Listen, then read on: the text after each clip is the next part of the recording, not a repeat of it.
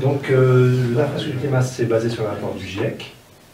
Est-ce que vous connaissez le GIEC? Alors la fresque du climat, c'est un très très bon outil pédagogique qui a été créé il y a 5 ans à peu près par un professeur, je crois, à l'école des mines de Paris.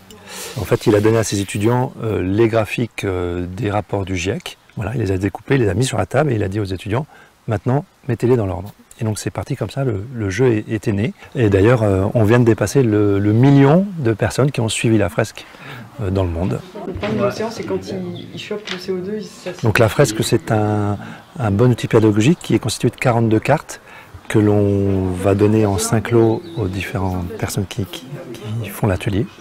On est à 6 à 8 par table pour qu'il puisse y avoir des échanges et une interaction intéressante entre les participants.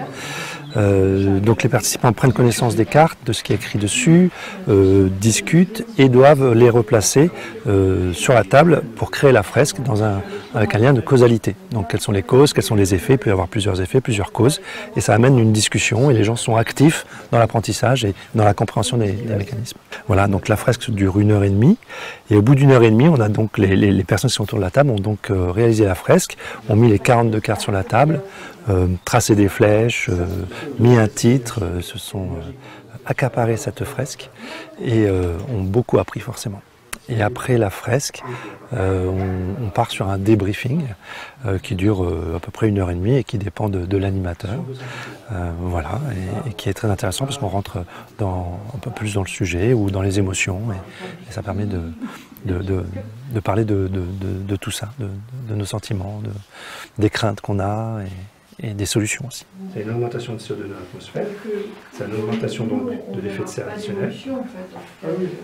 L'effet de serre additionnel a un impact sur la quantité d'énergie finalement qui reste sur Terre en plus. Et une fois qu'on a suivi une fresque, on peut, par une petite formation de 2-3 heures, pareil en présentiel ou en distanciel, devenir animateur.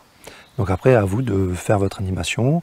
Beaucoup de choses sont en open source évidemment, et beaucoup d'entraide entre tous les fresqueurs, parce que ce sont fresqueurs-fresqueuses, ce sont les gens qui animent les fresques. Et si ça se réchauffe, ça va augmenter la chaleur de l'eau, donc les moteurs de ces courants vont être... Les fresques sont souvent présentes dans les animations ou dans certains organismes, voilà.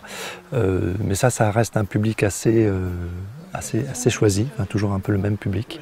Il existe aussi des fresqueurs qui vont animer des fresques au sein des entreprises, comme voilà, des formations ou du team building.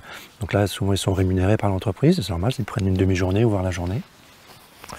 Et puis, moi, pour ma part, je vais chercher les petites entreprises, des particuliers, bien sûr, mais des organismes publics ou privés locaux. Et je suis non rémunéré, je fais ça bénévolement, pour faire prendre conscience aux gens du changement climatique et des impacts que ça a sur nos vies. Donc par exemple celle de Saint-Hippolyte-du-Fort, je m'étais mis en relation avec la Biocop, et donc on a réussi à faire 2 soirées climat. Donc, mais ce sont des gens qui sont déjà militants et impliqués, donc c'était de toute façon toujours une bonne soirée et on a passé un bon moment. Les gens qui pensent que c'est les solutions techniques qui vont résoudre le problème, bah eux, t'es sûr qu'ils ont tout faux. Ouais. Bah oui, parce que et du coup, moi aujourd'hui j'en suis là et je me dis, mais en fait les vraies solutions, c'est le changement radical de société et tout ça. Et de machin. Oui. Mais du coup, il faut juste arriver à en rire. Mais comme toujours, même les gens impliqués et qui savent ou qui pensent savoir déjà beaucoup de choses en ressortent étonnés et même estomaqués de la puissance, je trouve, de l'outil et puis surtout des conséquences du réchauffement climatique.